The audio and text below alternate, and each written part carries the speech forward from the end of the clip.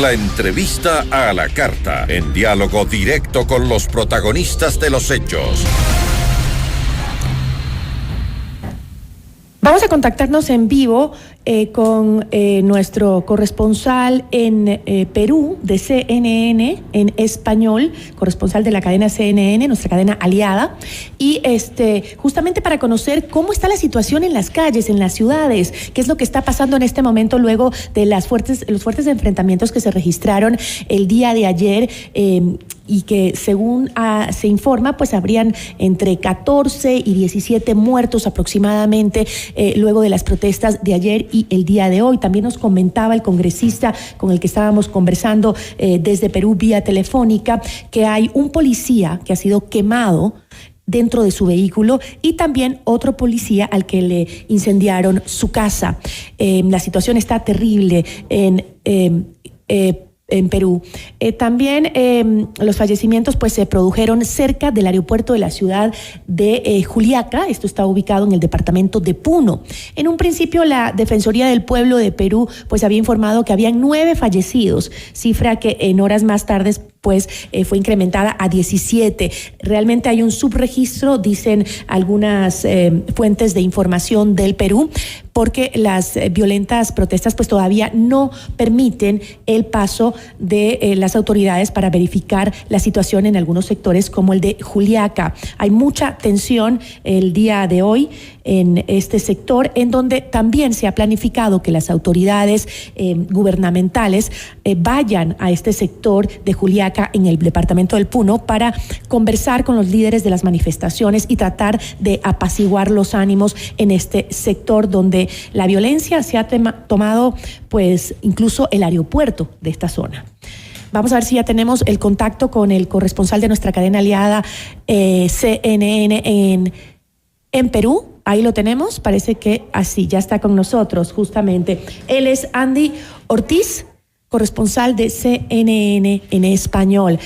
Andy, muy buenas tardes, ¿cómo estás? Gisela Bayona te saluda desde Ecuador para conversar respecto a la situación de este momento en el Perú. ¿Si nos escuchas?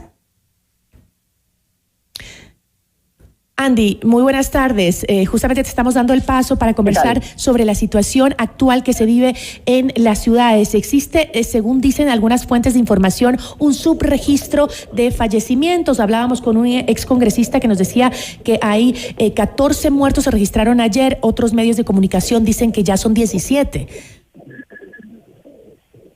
Hola, muy buenas tardes. La información confirmada hasta el momento por Defensoría del Pueblo es que en la jornada de ayer, 9 de enero, fueron 17 los fallecidos en los enfrentamientos entre los manifestantes y la policía.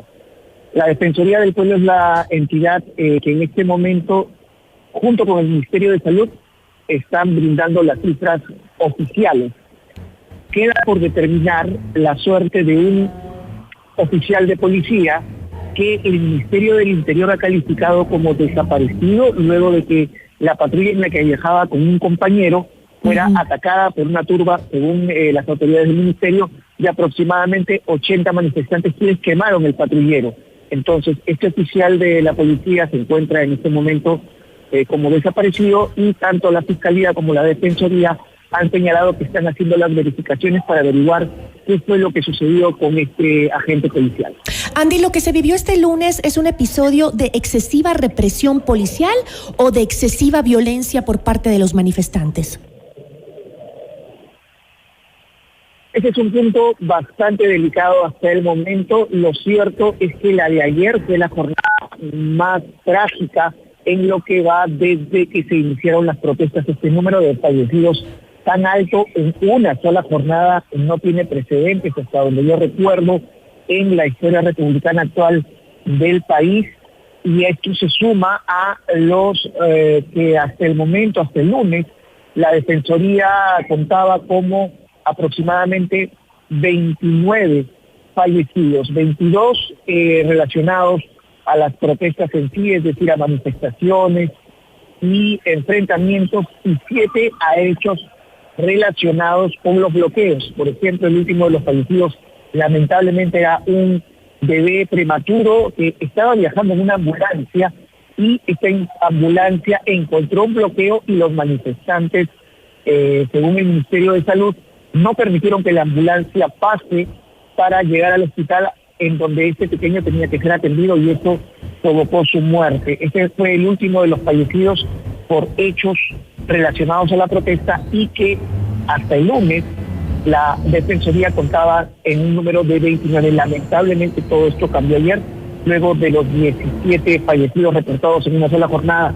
El jefe de gabinete del Consejo de Ministros, Alberto Otárola, ha señalado que estas muertes en estos enfrentamientos se debieron al ataque organizado, así lo calificó él, de más de 2.000 personas al aeropuerto de Juliaca, en un intento de tomarlo, según refirió el mismo ministro en un mensaje a La Nación televisado anoche, para impedir que lleguen refuerzos y lleguen medicinas a esta ciudad. Y luego de ello es que se producen estos 17 fallecimientos, estos 17 muertos, todos ellos civiles, y con el saldo de más de 70 policías heridos también, que es lo que han señalado las autoridades. Entiendo, Carlos, que también el primer ministro Otárola anunció que este martes iba a viajar a Puno una delegación de alto nivel para dialogar con los manifestantes. ¿Existe algún reporte de este supuesto diálogo con los manifestantes? La última información que tenemos es que esta comisión ya llegó a la ciudad de Juliaca. Está conformada por 3 viceministros, el viceministro de la Presidencia del Consejo de Ministros, un viceministro del Ministerio de Salud y un viceministro del Ministerio de Justicia.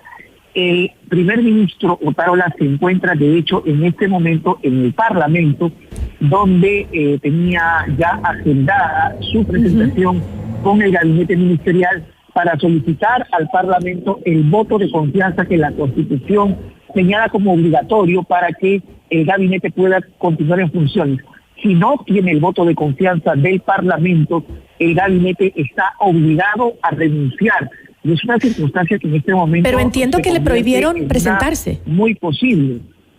Que no le permitieron el ingreso al Congreso a dar esa explicación, esa presentación al primer ministro.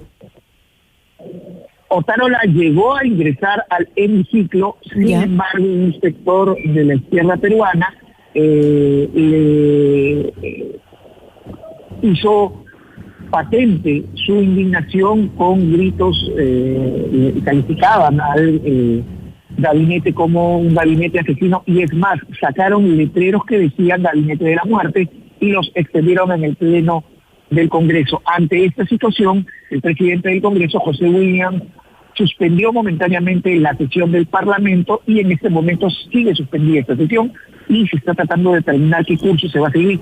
Si es que el gabinete Otárola finalmente va a poder seguir con la presentación o si es que se suspende hasta otra fecha. Lo cierto es que las circunstancias, tanto en lo político como en lo social, son sumamente agitadas aquí en el Perú. Una jornada realmente trágica la de ayer, con 17 civiles fallecidos, 17 civiles muertos, y con un agente de la policía que hasta el momento el Ministerio del Interior señala como desaparecido. Ahora, Andy, ¿qué sucede con la presidenta del Perú? Al parecer ha escogido ella el silencio frente a los violentos hechos que se registran. ¿Qué dice la ciudadanía al respecto? Hasta el momento, la presidenta Boluarte no ha emitido ningún pronunciamiento, ha dejado en manos de los ministros ayer el mensaje, de hecho el mensaje a la Nación fue dirigido por el primer ministro Otárola en compañía de los ministros de Interior, Defensa y la ministra de Transportes y Comunicaciones. Hasta el momento la presidenta ni en redes sociales ni de manera presencial o pública ha hecho ningún pronunciamiento respecto a la situación que se vive en el país. ¿Cuál es la situación en este momento en el sur del Perú? En este momento, como te comentaba, se ha convocado a una vigilia esta tarde por parte de la Central General de Trabajadores del Perú, la CGTP, en memoria de los fallecidos ayer en Juliaca.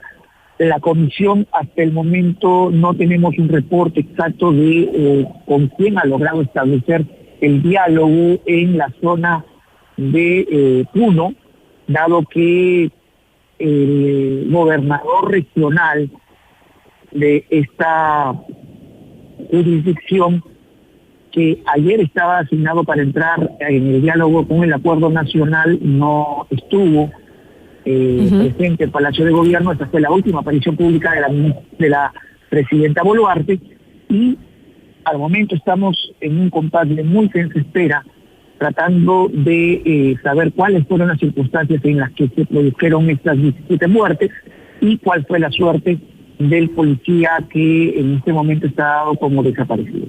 ¿Existiría un subregistro de las muertes, de los fallecimientos? Porque si bien se ha planteado 17, hay otros sectores que dicen que podrían ser más, luego de la violenta jornada de ayer. La información que nosotros estamos señalando de 17 fallecidos es la que brindan tanto el Ministerio de Salud como la Defensoría del Pueblo, que recordemos es una organización constitucionalmente autónoma y que tiene desplegados equipos en los sitios más complicados de estas protestas. De manera independiente estamos tratando de confirmar, por ejemplo, si es que este oficial de la policía que continúa como desaparecido ha tenido una suerte distinta, su compañero se encuentra en el hospital, pero de momento es la información confirmada que tenemos. También había escuchado que había sido atacado un congresista, la casa de un congresista. ¿Hay información sobre eso? No hemos podido confirmar de manera independiente ese reporte todavía. Yo le agradezco muchísimo, Andy, por habernos acompañado y por la información en vivo de lo que está sucediendo ahora en Perú. Muchísimas gracias. Gracias, buenas tardes. Andy Ortiz, corresponsal de nuestra cadena aliada CNN en español desde Perú.